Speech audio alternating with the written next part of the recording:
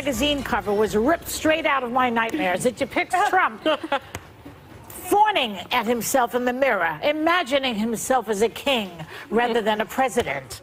Look at this. King me. I mean, you know, is that a fair, do you think it's a fair depiction, ladies? I think there's a difference between how you see yourself and how other people see you. And if you just look at this particular president, he loves to refer to himself in the third person, which personally is one of my pet peeves, not just when he does it, but when anyone does it. Well, Paul is going to go, I don't know, I feel like you have to be somewhat of a narcissist. Somewhat. If you refer to yourself in the third person, yeah. But he wants to pardon himself. He says he's above the law. Giuliani just said this week what did he say? He said he could shoot Comey and pardon himself. Yeah, Trump so there's a lot of language lately that I think would accurately portray maybe this is what he thought the job was. Well, and that's what he's used to, right? Because he ran the Trump organization and he ran it with an iron fist by all accounts. And I think the reason he loves the pardon power, you've called it, Sarah, his superpower, right? So he can buzz and you can't review it. He gets to make that decision on his own. And that's what a monarch does. That's what a dictator does. I know, but am I wrong? Or didn't the founding fathers come up with the Constitution? Yes. And checks and balances. You know, all that stuff to avoid this exact thing. Yeah. I mean, a lot of people died in that Revolutionary War because of that. It's true. Well, to ease your heart over this cover and your idea of hell, Joy, one way or another, he's not going to be in power in 2 years or if he gets reelected in 8. Yeah. And I will say that covers like Time Magazine, I think it gets a lot of people in the media riled up and crazy. People in the middle of the country, not only do they not care, they're not paying attention, they're probably not reading it. 77% of respondents believe that fake news is being reported at least occasionally, up from 63% said the same last year. More than 3 in 4 Americans believe mainstream news outlets are taking part in reporting fake news. Monmouth University poll from March. Well, that's very... People are going to look at this and just think media bias. But this is also a real cover. Remember the fake ones that were at Mar-a-Lago? Yeah, oh, he did have his own fake He could swap ones. this out. Yeah. He's got a real one. That's right. Good point, Sarah. But, you know, the business of fake news and all the lying that he does and denigrating the press, to me, that is like the erosion of democracy. It is the exact king-like behavior. I mean... And he's also demanding patriotism. And I learned that, you know, a demand for patriotism is the road to fascism. And I think when you have someone like Trump who's demanding patriotism, who is attacking our very, you know, our government in many ways. He's attacking the FBI, he's attacking the CIA, he's attacking our intelligence agencies, he's attacking the freedom of the press. He is putting in place all the things that you see in dictatorships. Do you think that Henry VIII, like, really criticized the town crier? And called the town crier a liar. Yeah. He's always yelling in the street, what a bunch of baloney. You know, anything like that went on, do you think, with these kings? Because this was the equipment. I mean, I don't, as we learned from my experience with the royal wedding, I don't give two flying blanks about anything royalty related. We do live in a democracy, and I appreciate it. That he's acting like a king. I don't know if I would say he's acting like a king. The king is not really, I would, the inclusion of his family in the administration is more dictatorship than king. I actually think even historically this cover isn't even how I would depict Trump's unorthodox presidency. Yeah. I will say when we're talking about media bias, there are so many examples we could use across the board of liberal left-leaning journalists using their political perspective in their reporting over and over again. I've experienced it firsthand, and I think it's the culmination of a lot of things. People were already frustrated and angry with the media, and Trump knows people are frustrated and angry in the media, which is why he plays into it and it works. And by the way, you know I have so many issues with President Trump, but it works on me too. I find myself sometimes being like, yes, I hate the media as well. Really? They're out to get us as well. Yes, I do, 100%. Well, I feed into it. If you guys remember, there was a Harvard study that was released a couple of months ago, and it said this was an independent review of news coverage, and over 90% of it was negative on the administration. And if you look at it, you know, whether or not media bias, I know that we are the subject of the fake news calls, and it's caused us in the media and forced us to really look at ourselves and make sure that we aren't allowing our own personal biases. But there's also been studies, research done, only 4% of those in active media admitted to voting for Trump. The majority of those working in media are Democrats. So people will look at this in middle America or wherever and say, they're biased. I don't know plays about right that, into but I'm Trump's sick hand. of the whole Trump thing. I'm sick of it. I'd rather watch reverse mortgage commercials at this point. I'm sick of it. What would you talk about? I'd do anything not to watch this. What would you talk about? I have You to do do love it for to my talk job. about it. If I didn't have this job, I would go into hiding now. Really? I would. I would go into You get hiding. It makes terribly me stressed. anxious at night. I'm up all night. I'm worried about everything in the country and where it's going. You think really if you I don't weren't think people working here, you understand the wouldn't? danger that we're in with this guy. Yeah. I Well, I don't know, because I was in D.C.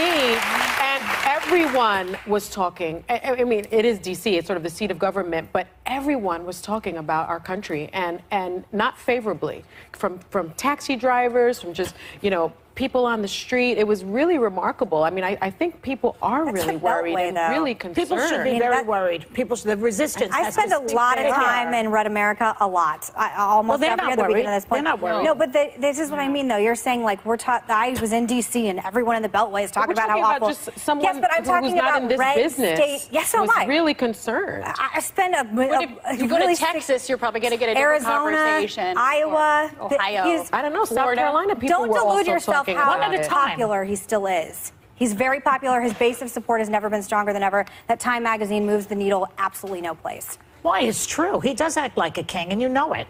I just made the argument that he acts more like a dictator than a king. Okay. I actually think king is Well, less. we're not talking about less- we're not Yeah. talking about the kings in today as monarchies like we know in England who were just figureheads. You're talking about we're off talking with their about head. the ones off with their head. I'm we're talking telling about you that them. as riled up as everybody at this table, except me and Paula, seems to be about this cover, it's not moving the needle of your argument why you think he's a dictator or is a king. It is not resonating. It isn't. Well, as you and say, something else as has you to said, happen. though, the red states are not reading Time magazine anyway, so who cares? It's preaching to the choir. Good. But I'm just saying, if you're this scared, if you're up all night, so you're up all night, you can't sleep, you're up all night. We're in the seventh circle of hell under the Trump presidency. If you're that worried, if I were a Democrat right now, I'd be coming up with different ways to start communicating with the middle of the country, which as far as I can see, you are not. You know what works on me to sleep? Hot sake. We'll be right back with more hot Very nice to Every be time here. you're on TV, I turn off the reverse mortgage commercials to watch you. Yeah, Tom Selleck. Yeah. There's a lot of people my age are making a career out of selling reverse know, mortgage. I know. I don't even know what they are, but I think they must be good. So during the Hot Topics, I don't know if Yeah. you were watching, we Topics. showed a cover of Time magazine where Trump reflects upon himself as a king. And a lot of people feel that that's an accurate description of where he's at. What do you think about it? I think that's where he wants to be. I think he has king envy or oligarch envy. I mean, he looks at people like Putin, and I think he'd like to be that, which is Putin basically has a cut of everything that comes into that government. He has a deal. Everybody has to play with him. And I think that's what Trump would like. He'd like any business done with the United States, he would get his cut. Are you frightened for the country like I am? Yes. Yes, I am. Why? I am because this is the first time, forget whether or not you like Trump, you don't like Trump. This is the first time that we've had a foreign entity come in and actually affect an election and play on our playing field. That's never happened before, and we don't have a president that's willing to acknowledge that and make us safe. Cyber warfare is very scary if you understand the capacity of it. It's more than just, messing with social media and getting information out. It can be weaponized to the point of, and the Russians have done it. They did it with Ukraine and in shutting down electrical grids. We've done it in Iran with Stuxnet and destroying centrifuges. It can be done and weaponized, and I'm scared that we are not prepared for that. I also don't think that a lot of people in this country care about it. They don't care. Well, they don't care because they don't really understand it. It's very, very complicated. And if you're only getting your information from one place, it's very difficult to penetrate. This is the first time also in American history where we've had a president. Every president uses propaganda to sell a policy. Of course. Republicans and Democrats sell a policy, sell a rationale for going to war.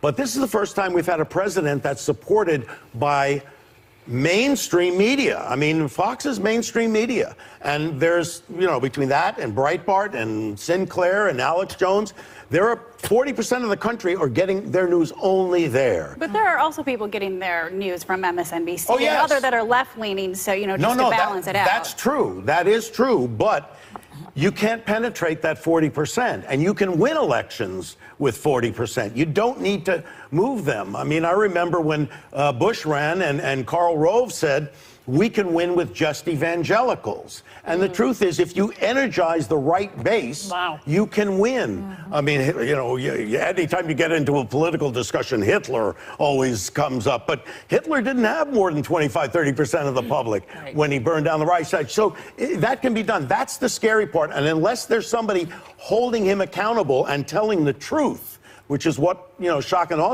is about journalists getting at the truth. Yeah. Very hard now for journalists. You have an incredible cast you just mentioned in the new movie Shock and Awe, along with you, of course. You've got Woody Harrelson, James Marsden, Jessica Biel, Mila Jovovich, Tommy Lee Jones. Yes. It's based on the true story of a group of journalists at the newspaper company called Knight Ridder. Right. Not to be confused with Knight Rider, who were investigating the Bush administration's plans to go to the Iraq War. That's right, and they got it right. What did they find? They found that, first of all, that there was no connection between Saddam Hussein and 9/11. Right. They found that aluminum tubes could not be used to enrich uranium to build an atom bomb. And they also found the main thing was that there was no evidence of weapons of mass destruction. But those stories never made its way into the public discourse. And rightly or wrongly, the Bush administration was smart because they didn't give them any oxygen. They never responded to those stories. And most of the stories came out of the mainstream media, and they were buying the company line. Well, you know, just as a side note, right now, the media, the mainstream media, gives oxygen to everything Trump does and says. Is that a mistake, do you think? No, well, he's the president of the United States. My problem was in the campaign, and that is to not look at, you know, you're guys running for president. You have to. The press needs to do their due diligence, and I think the press let us down because I don't think they thought he could get the nomination. I don't think they thought he could win. Right. So they played it kind of funny. Even Huffington Post put it on the comedy page, you know, initially. But think about this for 1 second. You're running for president. You have defrauded tons and tons of people, taken their life savings on a fake thing called Trump University. You lose a suit. Right. And you have to pay $25 million that comes out of your foundation that it wasn't even your money. That was given to you by other people. So other people's money paid $25 million to settle a fraudulent lawsuit.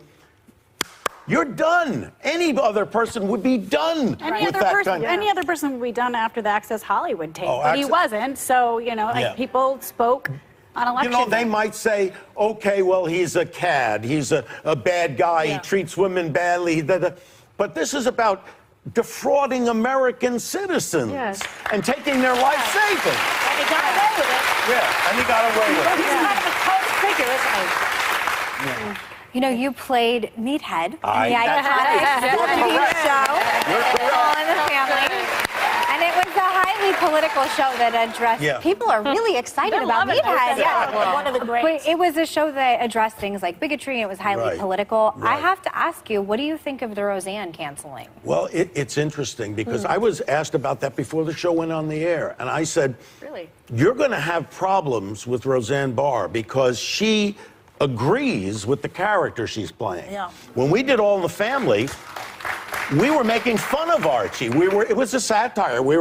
He never got away with his bigoted comments. We'd always punch back at him, make fun of him, and that was the idea. But here you have the main character who espouses the same things in real life. So I said, she's going to be tweeting stuff, and ABC's going to have their hands full trying to contain that. You said that publicly? Yes, I did. Wow. Yes, I did. You called it. I did that on I think it was on Joy Reid show. But you know, Rob, we have to go, unfortunately. Do you have a podcast or something that we could listen? Because you're... I was back there and I said every time I come on the show, I get in that mirror. They have a mirror on the side. I said, it's like the review. I'm like, what is it all doing back there? You look great. Hello. Great. Hello, my friend. Now, I just learned you just celebrated your 7-year wedding anniversary. Yes, I did. So congratulations on that. My old married hat. Yes. And you celebrate using themes, All right? the time. Themed parties, and you had a Wakanda-themed party. Yes, I did. fantastic. Those are my children and my mom. Oh, my husband and his friend. That's Blair Underwood there. That's Blair Underwood, yes. At first, the guy in the red, I couldn't see anything but his little fist. Like, you can't see his arms. I'm like, what are those? That's Alex Thomas. Yes, we had a good time. No, but I love a good theme party. Me too. Yeah, so it was Niecy J and Wakanda Forever. That was my thing. that. Yeah. Very good. So I understand that you're getting a star on the Hollywood Walk of Fame. Congratulations. About time. Yes. But this is a good story. Someone told me the story that when you were a kid, you actually told a famous actor, "I'm going to be on this street here with this Walk of Fame thing." I did. I saw a man and I said, "Oh my God!" I was with my dad and I said, "I know this guy is an actor." He said, "Baby, that's Ed Asner." So I run over and I'm like, "Sir, I know you're on TV. Here's the thing. I'm going to be on TV too.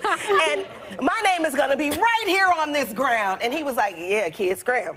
And I said, he walked away and I said, "Remember my name." Oh, wow. And I got a letter with a card in the mail from Ed Asner this summer, congratulating me. Oh, so and he remembered it? So he didn't ignore you really then? Well, I think someone told him that I said that, and he just wanted to acknowledge me. But if he is watching at home, Ed Asner, you are cordially invited to my ceremony. I will cry like a baby. You spoke it into existence. Yes, You I did. And did. if he comes, I'm telling you, I'm going to need to take one of my mama's nerve pills. Yes. I'm not going to be well. It's going to be tears everywhere. It shows what an ambitious little girl you are, how you believed in yourself at that age. That's great. Yes, ma'am, indeed. Yeah. And you also said that when you were first starting out in the industry, you didn't fit the cookie cutout look.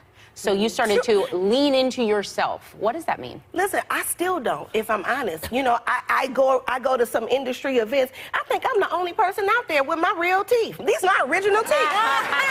They're beautiful. Should I get the industry teeth?